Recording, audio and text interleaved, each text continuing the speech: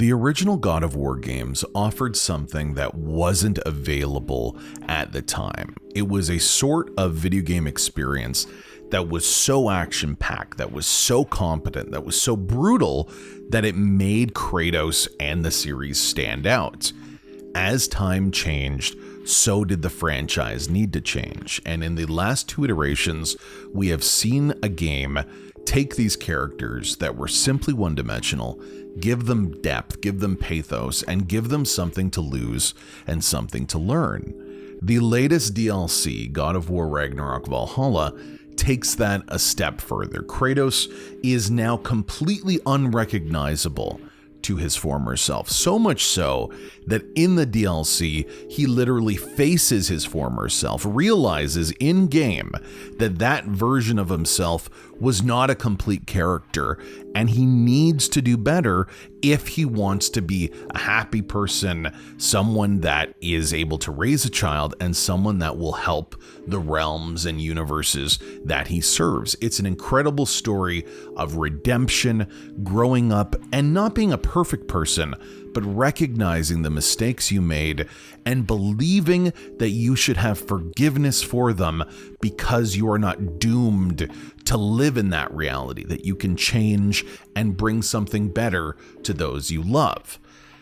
The creator of the original God of War games isn't happy about that. David Jaffes, who runs a culture war, kind of embarrassing Gen X YouTube channel, talks about, game studios and basically a lot of indignation that things aren't the way they were, feels the same about God of War. And he released a video talking about this, alluding to the fact that Kratos is far too soft, and that was way before we had this recent DLC. So here are some of the thoughts from David.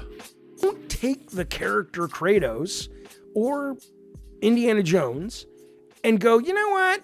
I'm Steven Spielberg. I'm older now, and I'm really into family, and I want to tell stories about fathers and sons and God. No, fuck you.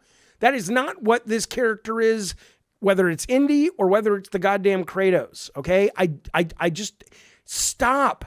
I get it. I don't know. It's just like someone needs to be able to tell these people no sometimes and say, look, we love that you're arty-farty. We love that you're taking shit from your personal life. We love that you're treating the medium, and Sony always has, as an art form as well as a business. We get it, we love it, we support it, but somebody still needs to step up there and go, you need to do all that within the pin that we've put up a fence for you, and if you step outside, the electric shock collar is going to get you. You need to do all that within the pin that says this is what God of War is. Despite David being one of the main creators of this game franchise, his perspective is surprisingly not unique. I have gotten probably hundreds of thousands of comments on all of the God of War content that I've been creating over the years. And the idea that Kratos is now too quote unquote soft is not a unique perspective. I definitely don't think it's the majority, but there is a sizable chunk of people who don't like what this new game franchise has done with a character they love. And I do understand that. I do think if someone took a game series or something that's so important to me like Disco Elysium and changed it into something different, that would affect me, that would hurt me. But the idea that the changes are somehow not earned or not appropriate based on, how we build characters or create stories is just laughably silly, because to label any character development as making it quote unquote artsy fartsy, I think you're kind of giving it away where your perspective comes from, because then what are you supposed to do? Are you literally just supposed to tell the same stories again and again?